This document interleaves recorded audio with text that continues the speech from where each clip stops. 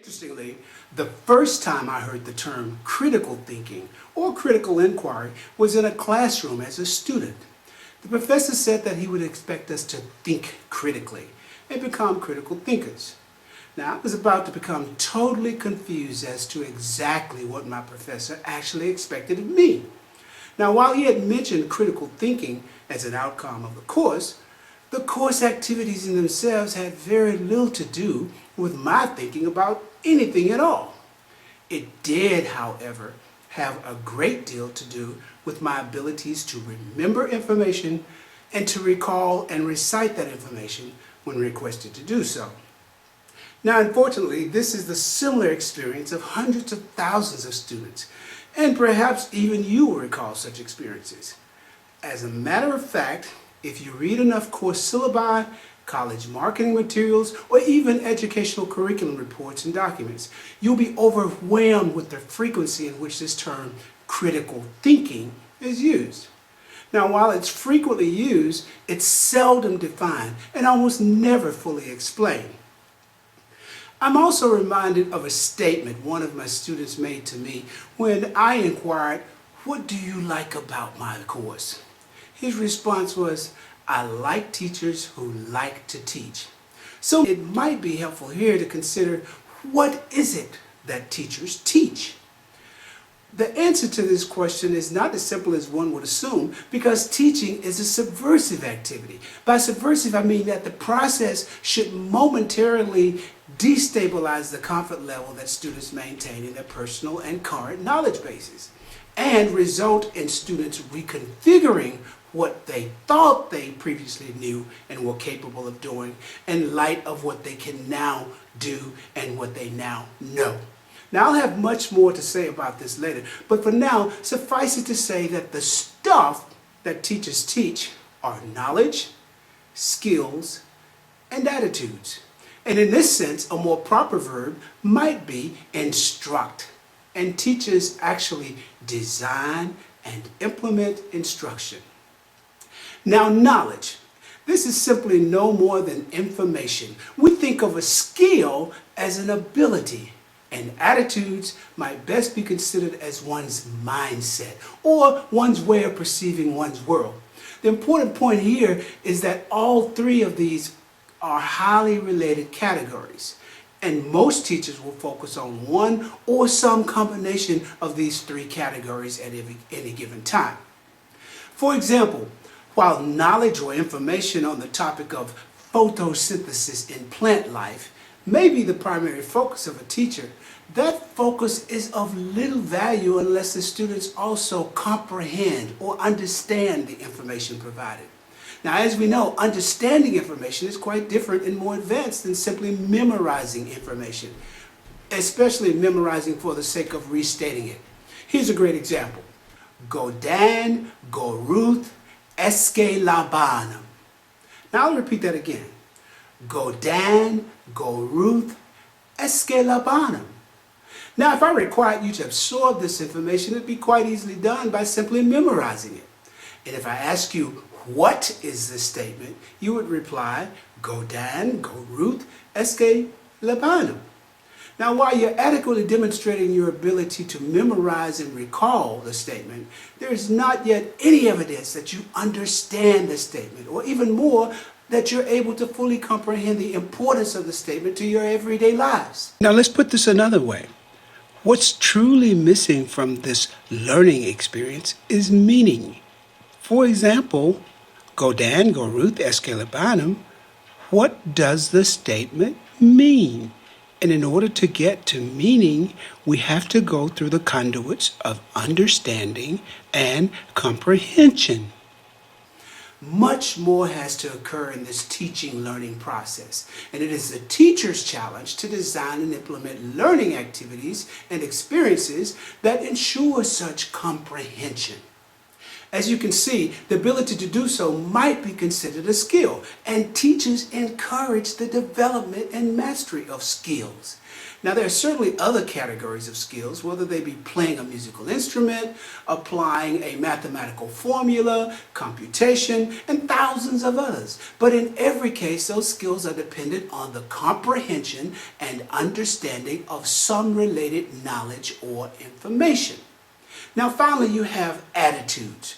Recall that attitudes are essentially one's mindset or one's way of perceiving one's world. And attitudes will usually be aligned with and influenced by the specific values that you attribute to something. For example, and as we've said, developing the skills associated with complex mathematical computations requires knowledge and information, as well as skill. But it really requires something else beyond these. If one does not assign some semblance of value to the learning experience, both the knowledge and skill will be short-lived and soon disposed of or forgotten when they're no longer needed, usually for the purpose of completing a course requirement or assignment. When value is assigned that influence the learner's mindset or attitude about the knowledge or skill, that is, they realign their way of perceiving their own world in light of the acquired skill or knowledge, then and only then are knowledge and skills better maintained over a greater time span. And the more frequent students are presented with such opportunities, the greater the chances those students become what we refer to as lifelong learners. Now for me, these early experiences forced me to consider the teaching approach of my professors before I selected their courses as a student. Now, as many of you know, the word gets around a campus quite rapidly as to which professors to select and which professors to avoid. I'll have to admit that this word is often regarding the odds ratio of a student successfully completing the class under the professor's tutelage. But I believe this word is also an informative barometer of the effectiveness of a teacher's unique conceptual framework and a teacher's unique pedagogy. If many of you are like me, you very soon begin to place your teachers into specific categories, depending upon their style or pedagogy and conceptual framework. For example, for lack of any other term, let's call this first type professor, Professor A. Now, Professor A is highly motivated by the accumulation of knowledge and information. And for him, students must be able to recall data or information when they're requested to do so. Since the recollection of information is so paramount, his courses primarily consist of memorization, definition, or descriptive activities that demonstrate student mastery of recall. Since there is so much to recall, little effort is exerted to properly assess student comprehension of the information. More often, student understanding is a product of traditional assessments from which Professor A infers that his students have achieved various levels of understanding and comprehension. But this is not always true in those cases. On the other hand, Professor B also recognizes the importance of student mastery of knowledge and information, but Professor B is also highly concerned that her students sufficiently understand and comprehend that knowledge. And she therefore integrates classroom activities that require her students to actually apply their learning in new or novel situations. In other words, Professor B infers from her students' performance on those types of activities their individual and collective level of comprehension and understanding. And finally, you have Professor C. Now, like Professor B, Professor C also integrates classroom activities that require students to actually apply their learning in new or novel situations, demonstrating understanding and comprehension. But Professor C goes one step further.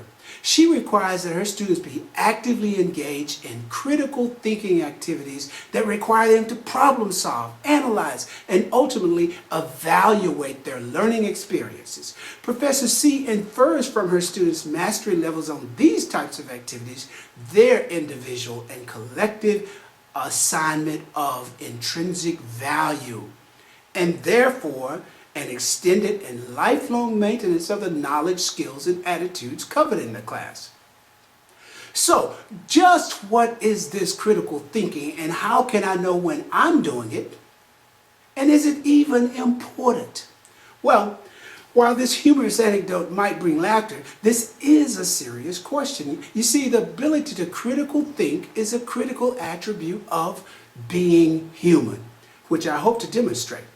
But let's start with the premise that human beings best learn through experience and motivation. Put another way, human beings will invariably assign value to their learning experiences. And they may do this either consciously or unconsciously. For example, a young child that touches a hot stove will soon learn that similar objects and experiences will result in what? A painful result. And unless one enjoys pain, he will be motivated to avoid future occurrences of touching such hot stoves. As simple as this example is, it's highly relevant to our better understanding the teaching and learning process, because humans will invariably assign value to all of their learning experiences. And they may do so either consciously or unconsciously. By value, I mean that a learning experience results in the establishment of meaning, worth, usefulness, and importance. Now, you're probably thinking that the experience with the hot stove was certainly not a valuable experience because it was not a positive experience, specifically because of the pain that resulted. But it was certainly an effective learning experience because it resulted in the establishment of some meaning. Hot stoves will burn you. Some worth. If one wishes to avoid hot stoves, this is a nice bit of information to know. And usefulness. What are the rules for avoiding getting burned by hot stoves? And certainly it resulted in a level of importance. That is, it resulted in the establishment of value. Furthermore, learning experiences result in the establishment of either two types of value. The first type is what we refer to as intrinsic value. Now, to simplify this concept, intrinsic value is the value that something has only in itself or for its own sake. Now, in the present case or experience that resulted in the establishment of intrinsic value with the hot stove, intrinsic value is maintained. On the other hand, extrinsic value is no more than any value that's not intrinsic. That is, extrinsic value is the value that something has outside, separate from the thing or experience itself, or for its own sake. Now, we can better appreciate the distinctions between intrinsic and extrinsic value by considering what do we do with our learning, the things that occur in our learning experiences, the things that occur in our classrooms. In a typical classroom, students will be motivated by various factors that directly impact the type of value, that is intrinsic or extrinsic, that they ultimately assign to the class activities and experiences.